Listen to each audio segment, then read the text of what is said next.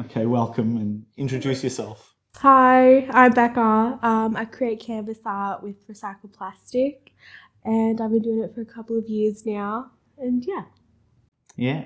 How did you get started with using recycled plastic in your art? basically, I just would go around collecting plastic, cleaning it, like putting it in a mulcher, grinder, and then yeah, just figuring out how I wanted to use it as like a texture thing.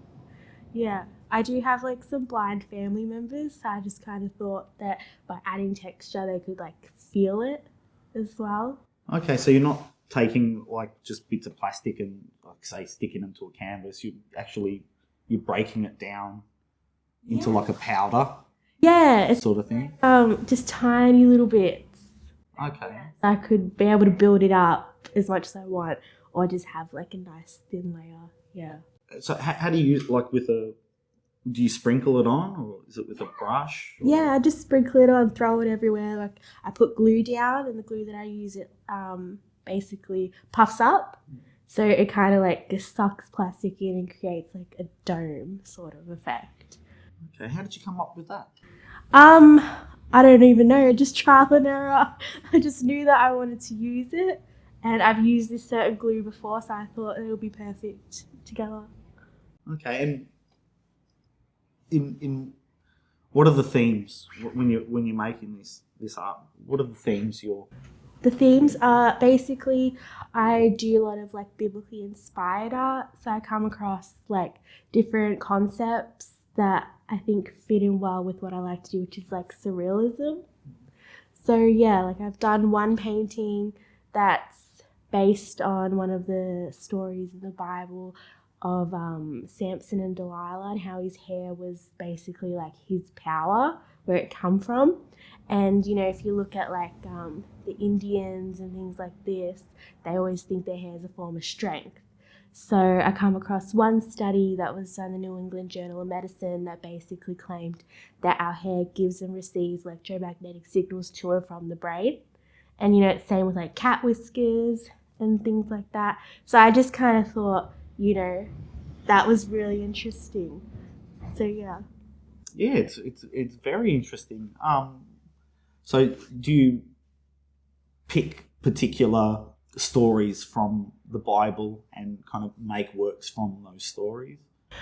Just when I find like if something sticks out to me and then I kind of find like I guess evidence of that I think is interesting that people should know, then I'm like, okay, like this is cool, like that's great inspiration for something that can draw attention to that. Okay. And so you mentioned one Bible story. What are some others that you've made some work from? There's another part in Genesis where God he splits the waters, and there's this theme throughout the Bible to the New Testament that in the law, if you have two witnesses, that kind of cements something in stone. So like when you go to court, you have multiple witnesses. Well, like it's sort of that thing. And basically, I thought, oh well, what if water is a witness to the creation of God? And then there was another study done where water holds memory. So it's basically like water's alive. So I kind of liked that whole idea of it knowing things. Can you explain a little bit more about that? The water holding memory. I'm curious about that. Oh, basically, if water went through like a plant or something, it would hold the minerals on like the idea of the minerals that were in that plant. There's like a documentary about it. Okay. Oh yeah. Really? So you're um. Well, that's there's so many ways I could go from that. So is there a theme of water in your? Yeah, I do like water. Like it represents like birth as well. You know, like coming into like a new life, and that's kind of like what like baptism represents too. But you know, when we come into the world, we're like, you know, there's the water, the fluid in the stomach and whatnot. So yeah, I think that water, like we don't really understand the full meaning of it. Yeah. So are you a practicing Christian? Yeah. Okay. Is that something from childhood, from the way you're raised, or is it something new? Oh, something new, probably like 5 or 6 years now. Yeah, so like, yeah, had like a lot of experiences where God kind of showed me that He was real and like the Bible was real. So then, yeah, I started making art about that. Yeah. And so that turning point, were you making art before I guess you found God, for lack of a better word, Yeah, and religion? Were you making art before then? yeah, I was, but I think I was like looking for inspiration and I didn't really know what to do, so I just kind of did what I felt. But then as soon as I kind of knew God was real and stuff, it was like opened up this whole new thing for me. What kind of work were you making before then? I guess it was just like I did tattoos as well, so I was a tattoo artist, but I basically made work around like music, so I really like music and stuff. Like I did this cool painting of Snoop Dogg and he had like snakes everywhere and I called it Miss Snooper. So I thought that was funny. But yeah, I just kind of did more like tattoo based art, and then when I started doing canvas art, it was just more like how I felt. Yeah. And then the religious aspect came, and I guess the themes in your work changed to that. Yeah, and that's when I started using recycled plastic. Okay. It all kind of happened all at the same time. Is there any other, I guess, recycled materials that you're using, or is it only plastic? Just plastic, yeah. I think that when it comes to disposables and stuff, like you go out on the street and you just see like bottles of water here or things like that. So I just kind of thought to take that. Yeah. Yeah. No interest in any other materials, found materials or anything like that, metal, let's say, or anything like that. No. Nah, I looked into metal, but I guess the way you'd have to break it down is a lot more intense and like costly than just having plastic. Yeah. And are you still doing tattoo art as well? Yeah, on the side. Yeah, like it's not really my job anymore, but yeah. The same themes, or is it you're doing what other people want you to do? Yeah, what other people want me to do, but I kind of like have like a style, and whether they like that style or not, then I'll do it. But yeah, I don't really try to like make something that's not really my thing. So it's safe to say you're kind of more leaning towards your art practice with the canvases and all that, rather than tattoo. You're kind of Yeah. Are you kind of moving across permanently, sort of thing? Are you trying to like to stop? Are you trying to stop the tattooing? If people want something that they think that I can do in the way that I like to do it and they want it, then I'm happy to do it. But yeah, I'm more into canvas art these days. Yeah. Is it because the canvas art is more rewarding and there's a bit more freedom Definitely. in it? Yeah. Definitely. Like, I like when people have opinions, but it's like, oh, can you change this or can you change that? It kind of just gets a bit tiresome. I'm like, I don't really like this. But when it comes to actually tattooing, I'm like, I like it. Yeah, I like tattooing people. You were speaking earlier, you've exhibited a fair bit. Yeah. Would you say? A few times. I just started in December, and yeah, I've been maybe in like 5 or 6 shows so far, so that's pretty good. Okay, and how is the themes of your work? Because religious art isn't that common, as far as I can see. Yeah. And I would class as what you're doing as religious art. Yeah. How is that received? I think it's received good when people talk to me. I don't know what they think, obviously, when like in their own brains or whatever, but I think that it's good and people like to talk about it as well, I find. Yeah, people are a bit interested because I think they look at me and they don't really think like I would be like a Christian or anything like that. And yeah, so I think it opens their eyes a bit. Yeah. Yeah, I thought the same thing, actually, and that's why I wanted to have a chat with you. Yeah. Because I was quite... I couldn't make sense of it in a way, and I guess you shouldn't judge a book by its cover, and I kind of did, didn't I? Everyone does. that response you're getting, like, are you getting that response, say, from, people who are atheist or not interested in religion, have you gotten any feedback on your work from people like that? No. No, never. No, not that I know of. Mostly it's from people that are like Christians as well, and they can like relate to it more, I guess. But like I do have friends, and they want to know about it, or like they'll read about what I like make, and I think it's opened their eyes because they're a bit more like forgiving, or like they want to know more about God and things like that. So yeah, it's pretty good in that sense. Is that the goal with the work as well? Are you trying to, I guess, for lack of a better word, preach isn't the right word, I know, but kind of create awareness around your religion? Is that one of the goals of your work? Yeah, I think it is. I think a lot of people believe that God wants to put us in a box, but really, like, God wants to like set us free from the box, which I think is awesome. But that's because I understand that's how I thought God was. So I think I can relate to people that do believe in God and don't. So let's try to bring that together and just say, hey, like, think about it for a second. Yeah. Yeah. And also because now I want to go to your kind of religious audience, how they kind of react to you, because you don't look, you don't fit maybe the stereotype. I don't even know what the stereotype is, but it's not something that would be like, yes, you're definitely a Christian. So how do other Christians kind of? I think at the start, like, they're a bit like, oh, I don't know how to take you. Like, the church that I go to now, that's how I definitely felt. And the other churches I've tried to be, like, a part of in a way. I think that they think I might not really know what I'm talking about because I'm, like, young as well.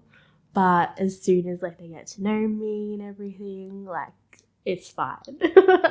Yeah. And I guess this is a core part of your creativity. And is that where you think it comes from? Like, if not for your belief,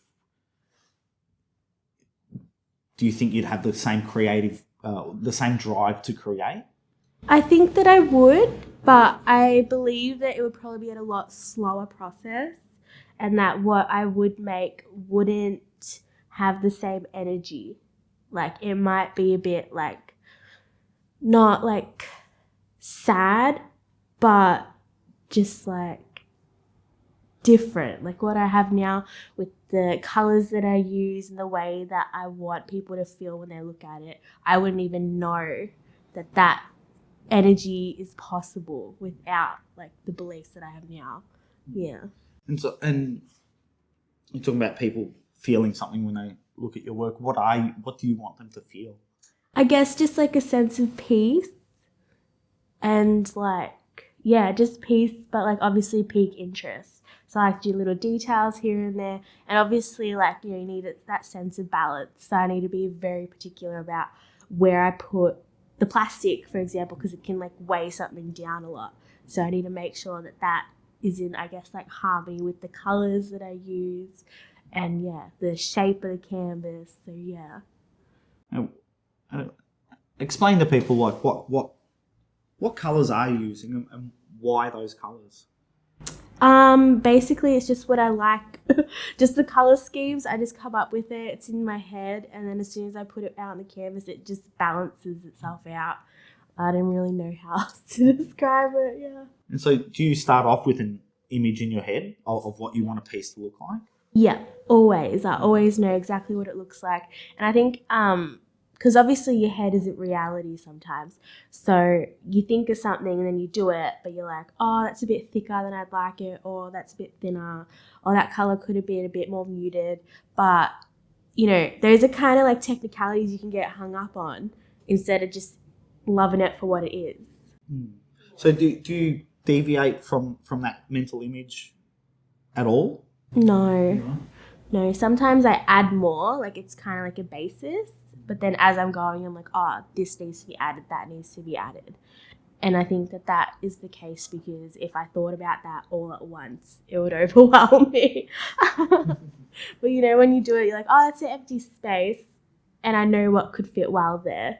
And then if it doesn't feel right, like I would never do it. Okay, so you if you feel like a space needs to be left empty, you'll leave an empty space there. You won't just kind of fill it up with something, I guess, for the sake of it. It has to work.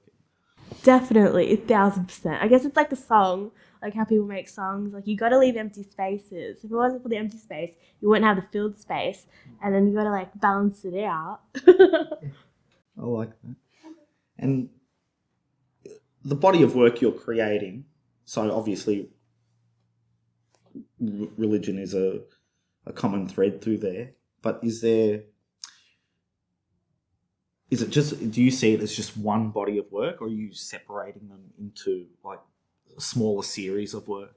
Yeah, I did do that.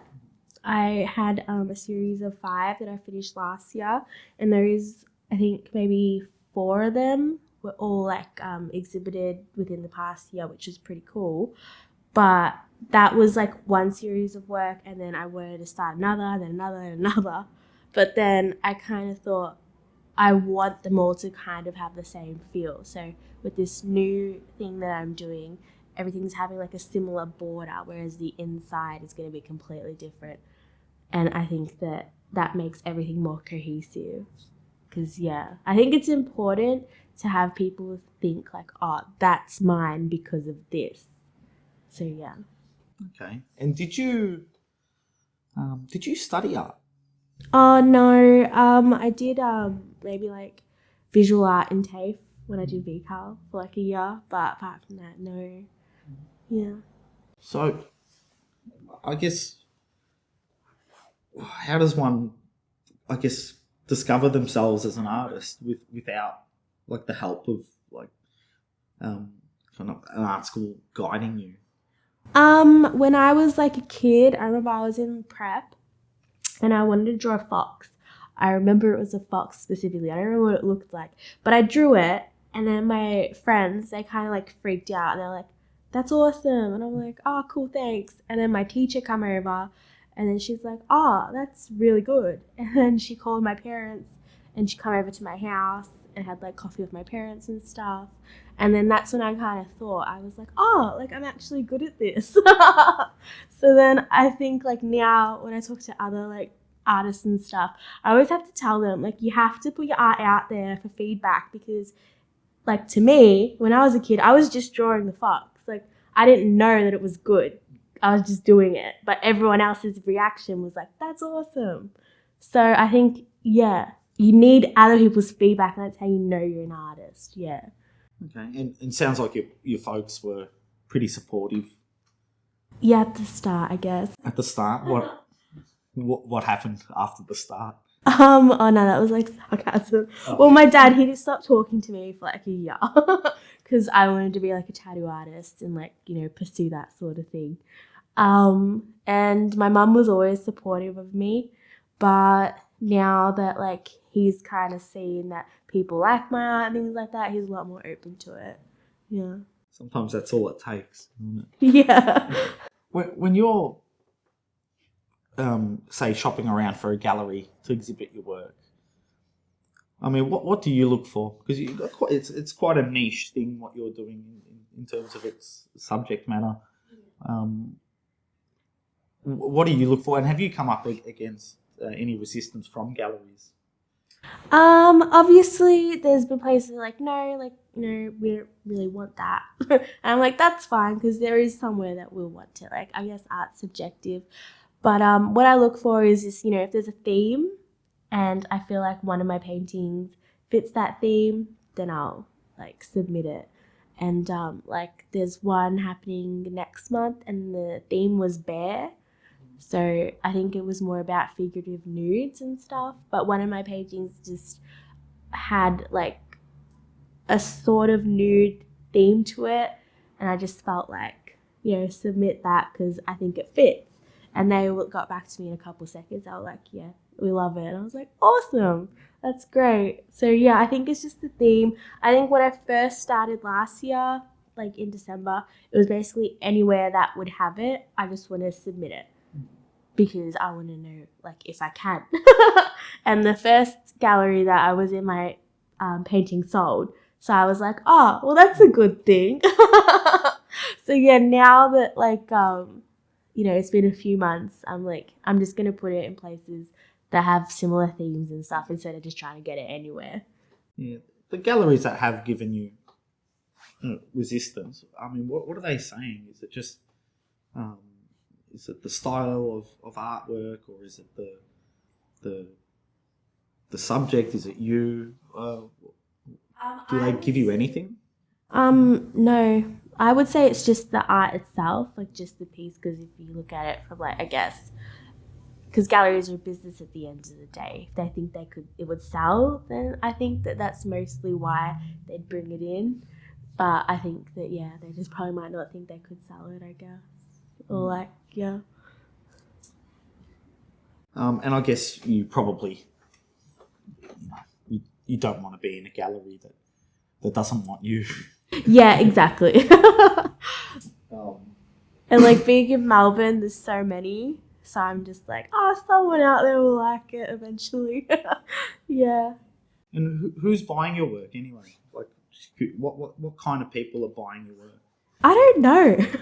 You don't meet them? No, I don't. No one, like, people have come up to me and wanted to talk about my work, but I don't believe any of them have bought it. They just want to know about it. Okay, what are they asking? I had one, like, at the church that I do at the moment, like I go to, they had like a bit of a show, and this one lady really wanted to meet me, so she made someone come find me, and it was a piece I had it was like a desert piece, and she just wanted to know what that was about, because she's like, oh, I think this is that, I think that's that, I think that's that, and I was like, you're way off, babe, but I love your enthusiasm. So she just wanted to know, I guess, what the symbols represented, yeah. Yeah. Do you think that sometimes, with your art, do you think there's a risk of, say, offending the sensibilities of Christians? Yeah, I guess. Yeah, definitely. I find these days, a lot of Christians can get offended easily, but it's kind of like, at the end of the day, Jesus got killed by people that were offended. So it's a bit like, what are you going to do?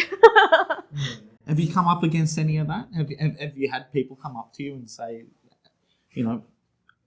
as a Christian, that they're offended by your Christian art? Nah. No one has. I don't believe they would, just because, like, I don't see anything wrong when I'm doing, and I think it would just be their feelings, if anything, but, like, biblically what I've, like, kind of stating is correct, so they don't really have a leg to stand on. Yeah, I just think of how sometimes religious people, they just can't agree on what things mean, and basically, what things mean, and I guess they'll argue until the end of time. People will argue about that stuff.